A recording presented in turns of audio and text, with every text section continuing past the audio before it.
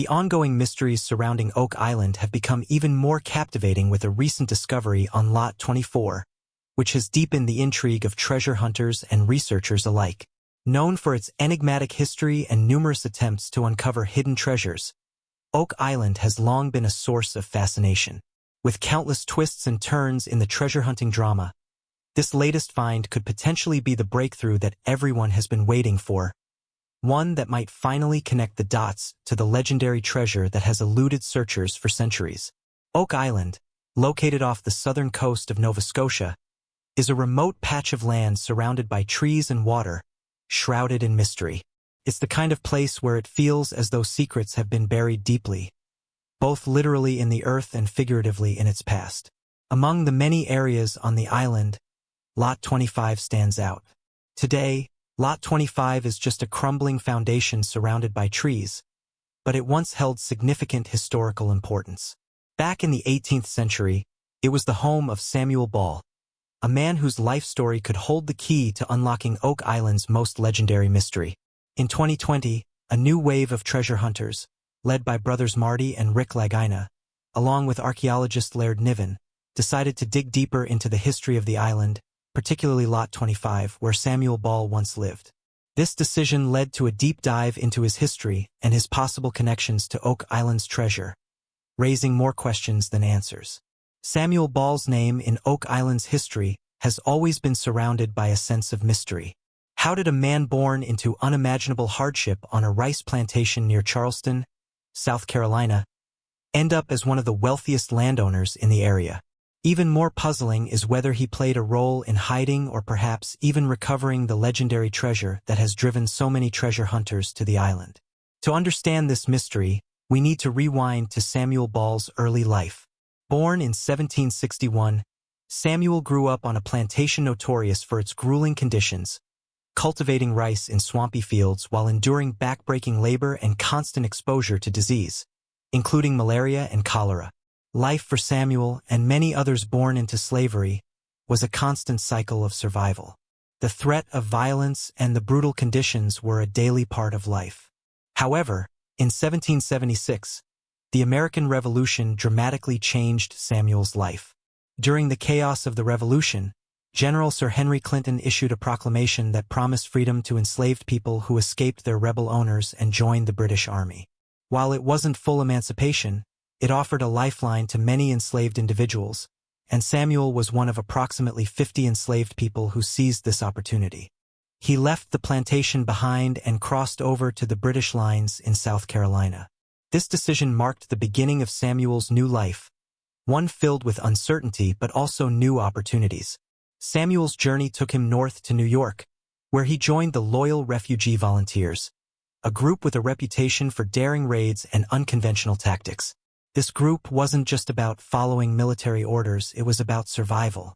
They raided rebel homes, acquired goods, and made moves that were necessary during wartime but would have been illegal in peacetime. Samuel's time with this unit allowed him to learn important skills, some of which would later help him navigate the complex world of business and land ownership. These skills, though often gained through dubious means, were effective in helping him secure a prosperous future. After the American forces secured a significant victory in 1781, the tide of the war turned, and many loyalists to Britain were forced to flee. Samuel, like many others, made the life-changing decision to leave for British-occupied Canada, where the Crown had promised freedom, land, and goods to those who remained loyal.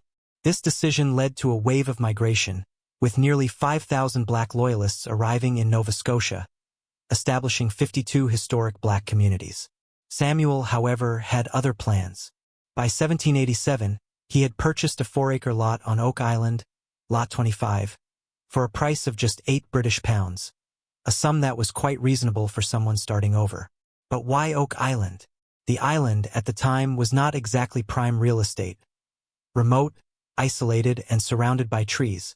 Some have speculated that Samuel's decision might have had something to do with his neighbor, Captain James Anderson, who owned the adjoining Lot 26. Anderson, like Samuel, had a colorful and complex history. Born in Maryland, Anderson became a pirate and privateer during the American Revolution, initially pledging loyalty to the United States before switching sides to the British after receiving command of an American ship. This defection didn't sit well with Thomas Jefferson, then the governor of Virginia, who charged Anderson with high treason and piracy. Anderson fled to Canada to escape these charges and eventually settled on Oak Island, purchasing Lot 26 in 1788. The proximity of Samuel Ball's Lot 25 to Anderson's Lot 26 raises questions. Did the two men know each other before arriving on Oak Island? Were they connected by a shared interest in something hidden on the island? While the exact relationship between the two remains unclear, what we do know is that after Captain Anderson left the island, Samuel Ball purchased his lot, which only adds to the mystery. Did Samuel know something about the island that no one else did? Was there a treasure hidden on Oak Island long before the treasure hunters arrived? Or was it a matter of coincidence that both men found themselves on the island? These questions remain unanswered, but as new discoveries continue to be made, it becomes increasingly likely that the pieces of the puzzle are finally beginning to fit together. Samuel Ball's rise from a humble cabbage farmer to a landowner with an impressive portfolio is both remarkable and mysterious. Starting with just 4 acres of land, Samuel managed to expand his holdings significantly by 1790, when he purchased nearby Hook Island for £6, a notable sum for the time. However, the question arises, how could a simple cabbage farmer afford such an expansion? Some historians speculate that the answer lies in his involvement with the British military during and after the American Revolution. The British government had a policy of awarding contracts to freed black settlers, allowing them to supply goods to the military. Given that cabbage was a vital resource for the British Navy, used to produce sauerkraut, a source of vitamin C crucial for preventing scurvy during long voyages, it's plausible that Samuel profited from supplying this valuable commodity. While the Navy eventually switched to using limes as a more practical alternative to cabbage, this shift did not seem to significantly impact Samuel's wealth, which continued to grow. His wealth might also have been fueled by other ventures, possibly involving business dealings or contracts with the British military, though the exact sources of his fortune remain unclear. However, 1795 proved to be a turning point not just for Samuel Ball, but for Oak Island itself. It was in this year that the so-called Money Pit was discovered, sparking a mystery that has captivated treasure hunters for centuries. The discovery began when 3 young men, curious about a strange depression in the ground on Lot 18, began digging. What they uncovered was nothing short of astonishing. At a depth of 30 feet, they encountered a wooden platform made of oak beams, and every 10 feet below that, the pattern repeated. This was clearly no natural formation. It was a deliberate, man-made structure. Over the following 2 centuries, treasure hunters would dig deeper, reaching over 150 feet in their quest to uncover whatever lay hidden beneath. Yet, in 1795, when the pit was first discovered, the dig had only gone down 30 feet. After the Money Pit discovery, Samuel Ball's behavior became more enigmatic. Rather than simply growing cabbages, he began acquiring more land on Oak Island. By the time he finished purchasing property, Samuel owned not just Lot 25, but also Lots 8, 24, 31, 32, 36, and 7, in addition to 100 acres on the mainland. This was no small real estate portfolio, especially for someone with the background of a freed slave and farmer. This raised the question, how did Samuel amass such wealth? Was there a connection between his sudden land acquisitions and the mysterious discovery of the Money Pit? Some speculate that Samuel may have uncovered a portion of the treasure hidden in the Money Pit or had knowledge of it. This theory is further supported by the fact that Samuel's land was located near the pit, which might have suggested a deeper connection to the island's history and the secrets it holds. In 2016, metal detection expert Gary Drayton and Oak Island historian Charles Barkhouse set out to investigate Lot 24, a property once owned by Samuel Ball, in search of clues that might illuminate the island's mysteries. Their findings were astonishing. As they scanned the property, they uncovered coins and other historical artifacts that hinted at a much larger historical narrative. These discoveries suggested that British military encampments had been established on the island during the 18th century, long before Samuel arrived. This aligns with a theory proposed by treasure hunter Fred Nolan, who believed that Oak Island was not merely a treasure site, but a key location in a British military operation. Nolan's theories gained traction in 1963 when he purchased 7 lots on Oak Island and began exploring the many stone markers scattered across the island. According to Nolan, these markers indicated not only the creation of the money pit but also the burial of smaller treasure caches across the island, suggesting that Oak Island had been used as a hiding place for valuable items. Nolan's theories were further supported by the historical context of the 7 Years' War, a global conflict fought between 1756 and 1763. One of the most significant events of the war was the British capture of Havana in 1762, a key strategic city that was also home to enormous quantities of treasure. When the British seized Havana, they took an enormous haul of gold, silver, and other valuables, treasure estimated to be worth between $1 billion and $2 billion in today's money. However, much of this treasure remained unaccounted for. Some believe that, after the British captured Havana, they may have offloaded a portion of the treasure at Oak Island before continuing their journey to Britain. If this is true, it would explain why Samuel Ball purchased land on Oak Island. His property might have been a key site for hiding this treasure. In 2015, the search for hidden treasure on Oak Island took another exciting turn when treasure hunter Terry DeVove and his team, including Jack Begley and members of the New England Antiquities Association, investigated Lot 6. While clearing brush and using metal detectors, they made an unusual discovery: a rock formation that didn't appear to be a natural fracture. Instead, the rock seemed to have been deliberately shaped, possibly as a cover or back wall for something hidden beneath it. This discovery raised more questions. Could this be further evidence of treasure buried on Oak Island? What made this even more tantalizing was the possibility that Samuel Ball, having been a part of the British military, might have known about British efforts to hide valuables on the island, and that he could have played a role in guarding or even retrieving some of the treasure.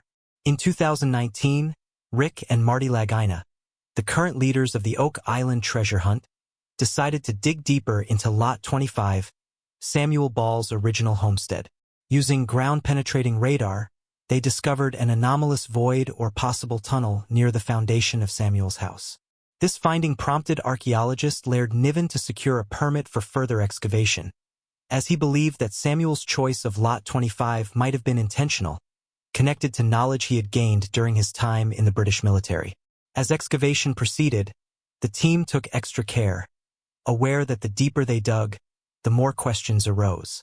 Was Samuel Ball's wealth simply the result of savvy business dealings, or was he guarding a much larger secret? The fact that Samuel had constructed a house on Lot 25, a rare accomplishment for someone of his background, suggested that his wealth might not have come solely from cabbage farming. Analysts have long speculated that there are many pieces missing from the puzzle of Samuel's legacy, and each new discovery on Oak Island seems to offer more clues. Perhaps the key to unlocking the island's mysteries lies buried beneath the surface, waiting to be uncovered. Samuel Ball's life is a captivating blend of resilience, mystery, and triumph, woven into the enduring enigma of Oak Island. Rising from his origins as an enslaved teenager to become one of Nova Scotia's wealthiest landowners, Samuel's story is one of extraordinary determination. However, it is not just his remarkable success that fascinates historians and treasure hunters. It is the secrets he left behind, buried beneath his land and within his legacy. It all began with an unusual discovery beneath the foundation of Samuel's home. As the excavation team dug deeper, they unearthed a hidden tunnel, initially detected through ground-penetrating radar. This tunnel, carefully constructed and leading southeast, was accompanied by a stone box drain approximately 4 feet deep. Despite its emptiness, the tunnel's deliberate design suggested it was not a mere accident of construction. Why was it there? What purpose did it serve? These questions lingered as the team pressed on, uncovering more evidence that Samuel's property was far more than a simple homestead. Samuel's land stretched over 7 acres, far more than required to sustain his small family, and featured multiple outbuildings scattered across the property. This hinted at a sideline business of significant scale. Then, in 2020, 5 years into the investigation, an artifact surfaced that deepened the mystery: a fragment of a British Navy jacket, dated between 1804 and 1825. Its irregular edges and period-specific fabric suggested connections to powerful naval forces. But this was just the beginning of what Samuel's property would reveal. One of the most intriguing artifacts tied to Samuel was a gold-gilded master and commander officer's button from the British Navy, uncovered using advanced CT scanning technology. This button, belonging to a high-ranking naval officer responsible for loading ships, hinted at Samuel's possible ties to the British Navy. Was he trading with them? So, what was he trading? Speculation swirled as more clues emerged. Beneath Samuel's land, a mysterious tunnel stretched toward the southeast shoreline, and nearby on Lot 26, a peculiar well became a focal point for investigation. This well never froze, even in the dead of winter, leading geoscientists and archaeologists to analyze its water and organic materials. Their findings were astonishing. One of the only silver traces outside the legendary Money Pit was detected in samples from the well, further connecting Samuel's land to the island's treasure lore. The mysteries didn't stop there. Offshore from Samuel's property on Lot 25, the team discovered the remains of a massive stone wharf. Measuring 16 feet wide and over 100 feet long, the structure was far too large to serve the needs of a humble cabbage farmer. Its scale suggested a deeper purpose, possibly tied to a lucrative contract with the British Navy to supply fresh produce, such as cabbage, to combat scurvy aboard their ships. Others theorized the wharf may have been used for smuggling or even safeguarding treasure, adding yet another layer to the speculation surrounding Samuel's activities. Samuel Ball's story took a personal turn in 2017 when his descendants, Tony and Ivan Boyd, shared family anecdotes with treasure hunters Rick and Marty Lagina. They described Samuel as a man of incredible intelligence and resourcefulness, traits that enabled him to amass wealth and property despite his early life as an enslaved individual. "Our mother always said this is our people's land," Ivan shared, emphasizing the pride and mystery surrounding Samuel's legacy. The family firmly believes Samuel discovered something on Oak Island, though they doubt it was the island's legendary cache of treasure. "He found something, but not everything," Ivan stated, leaving the door open to further speculation. The discoveries tied to Samuel Ball's land paint a vivid picture of a man whose life was far more complex than it appeared. From jewelry and silver artifacts to hidden tunnels and naval relics, the clues hint at a life intertwined with Oak Island's deepest mysteries. Some researchers believe Samuel was entrusted by the British military to guard treasure, rewarded handsomely for his discretion. Others suggest he used his connections and cleverness to capitalize on the island's strategic position for trade and commerce. The question remains, could Samuel Ball have been a key player in Oak Island's long-standing treasure mystery? As the search continues, Samuel's story grows even more compelling. Every discovery on his former property, whether it's a silver artifact or a mysterious tunnel, adds another layer to the narrative. Yet, perhaps the greatest treasure isn't buried beneath the soil, it is Samuel himself. His life, his triumph over adversity, and his enigmatic legacy serve as a powerful testament to human resilience and ingenuity. Could Samuel Ball's story hold the final clue to unlocking Oak Island's secrets? Only time will tell, but his journey remains one of the most captivating chapters in the island's storied history.